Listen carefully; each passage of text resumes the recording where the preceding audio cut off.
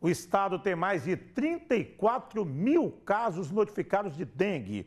Em 2 meses, 9 capixabas morreram por conta de complicações da doença. Deixa eu chamar a Alessandra Chimenez para trazer mais detalhes dessa doença que sempre chama a atenção nessa época do ano. Ale, é com você.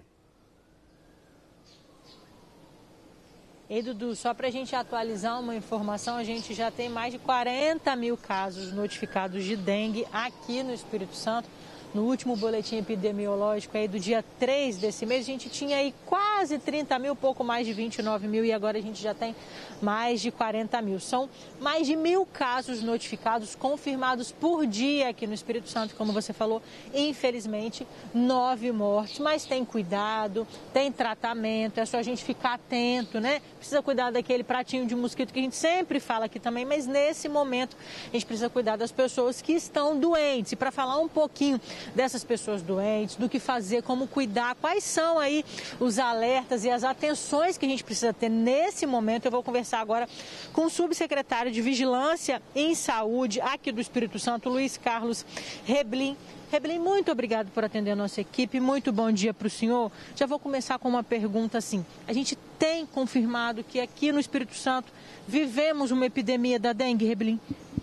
Bom dia, Dudu. Então, tecnicamente nós estamos vivendo um processo epidêmico do dengue. Nós temos alguns parâmetros de aceitação de quantidade de casos. Quando esta curva ela é ultrapassada no número de casos, e é este o momento que a gente está vivendo, a gente diz sim que é uma epidemia. Então, desde o início do ano, o último boletim ele vai ser atualizado essa semana. O último boletim falava um pouco menos de 30 mil casos, mas a atualização diária que nós temos através dos nossos sistemas de informação já apontam mais de 40 mil casos notificados aqui no estado. Então, é sim considerado um processo epidêmico. Com essa confirmação, então, de consideração de um processo epidêmico, quais são as orientações para os municípios? Porque é ali o local de base para onde o município normalmente corre, para o pronto atendimento, para o pronto-socorro ali do município, até para a unidade básica de saúde. Quais são as orientações? Como atender essa população que está com tantos sintomas? Aí a gente também tem um quadro gripal, esses sintomas eles acabam aí se confundindo. Qual é a orientação? A Secretaria Estadual de Saúde ela tem o seu papel num processo como esse. E o principal dele é analisar os dados, as informações.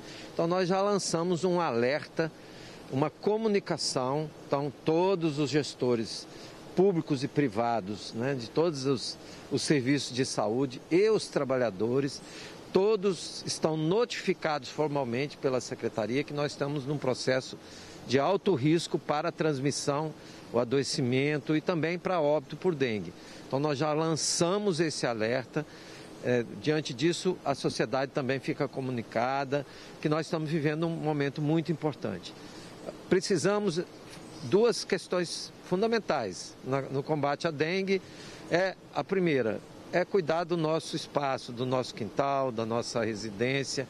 Os estudos apontam que 80% dos focos que a gente encontra ali na moradia, no entorno, no quintal das pessoas. Então, manter o olhar, pelo menos uma vez por semana, para qualquer material que acumula água é fundamental, porque aí a gente diminui a possibilidade do mosquito se reproduzir.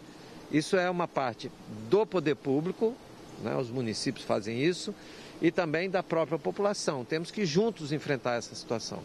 A outra parte é cuidar de quem está doente nesse momento. E aí não dá para a população, o indivíduo, tentar identificar qual tipo de virose que ele tem naquele momento. Se é Covid, se é dengue, se é uma outra, se é resfriado, se é um outro vírus respiratório. Então, na vigência de um sintoma, com febre, com dor de cabeça, dor no corpo, dor ao redor dos olhos, dor abdominal, é muito importante observar isso. Já começa a hidratação em casa mesmo e procura um serviço de saúde. Aí a equipe que está alertada para dengue, ela vai fazer a investigação e vai passar novas orientações. Ou continua a hidratação em casa, ou vai fazer hidratação no soro. O que salva a pessoa do agravamento, da internação e do óbito por dengue é hidratação, é líquido. Se nós fizermos isso adequadamente, a gente vai proteger a vida e a saúde das pessoas. O senhor falou de alguns sintomas da dengue. Eles acabam se confundindo aí com outras doenças, como o senhor estava dizendo. E isso pode prejudicar, então, no tratamento. Então, o indicado, independente se é um sintoma mais leve ou não, é correr aí para o atendimento mais próximo, seja do seu município ou até mesmo do estado, quem não conseguir aquele atendimento ali primário? Essa é a orientação. Esse é um período de muitas doenças, né? Como você disse, pode confundir a pessoa. Então, não fique em casa aguardando para ver se vai evoluir para um ou para um outro quadro. Se tem sinal ou sintoma, dor de cabeça, febre, dor no corpo, dor na articulação, dor abdominal, procure um serviço de saúde já tomando líquido. O líquido, a primeira providência em casa é uma garrafinha de água, já pode iniciar.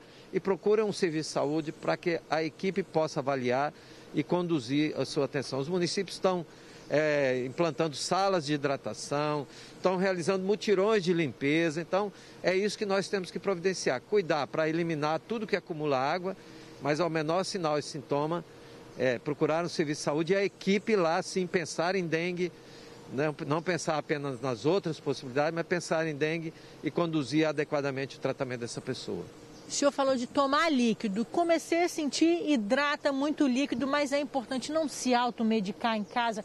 Isso pode prejudicar aí um diagnóstico lá no posto de saúde, com a equipe médica? Pode não só prejudicar, mas pode piorar o estado do indivíduo, né? Nós temos algumas medicações que não podem ser usadas na vigência da dengue. Então, a automedicação deve ser totalmente evitada para qualquer situação, mas especialmente quando a gente fala de dengue. O líquido, sim, não tem problema, água, suco, isso é super importante já iniciar mesmo antes de ir para o serviço de saúde. Mas a medicação e depois a quantidade de líquido, a própria unidade vai orientar para que o indivíduo faça o seu cuidado adequadamente. Para a gente terminar, Rebelin, a gente fala do teste, né, da dengue, que ele existe, mas não são todos os municípios, não são todas as unidades de saúde que possuem esse teste. Mas as equipes médicas, elas têm condições de diagnosticar mesmo sem realizar esse teste, né, com outros sintomas, com outras análises. É só para o pessoal não ficar preocupado, porque às vezes chega lá, não consegue fazer o teste, fala, e agora? Estou com dengue, não sei se é confiável, só para a gente dar um sossego um pouco maior para o pessoal, que às vezes fica doente, fica mais sensível, né? É claro, a gente quer saber se a gente tem determinada doença ou não. Tem teste, sim, mas a gente não tem que ficar pensando no teste para diagnóstico do dengue agora.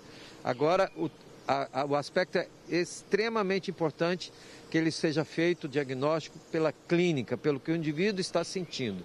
Hidratação, o hemograma, sim, que aí sim é o monitoramento, né, do estágio do andamento da doença. O hemograma, sim, é super importante.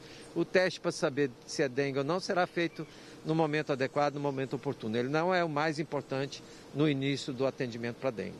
E agora, para finalizar mesmo, quantos dias mais ou menos de sintomas em caso de dengue, Rebelin? Então, há uma média de 7 a 10 dias, né, que a gente fica... Claro que algumas pessoas evoluem de maneira mais rápida, né, se sentem melhor, mas isso depende muito da hidratação. Então, assim, cumprir aquilo que a unidade de saúde prescrever para o indivíduo é fundamental. E não é só assim, melhorei e parei. Não, cumprir todo o atendimento, todo o tratamento prescrito é super importante para uma recuperação mais rápida.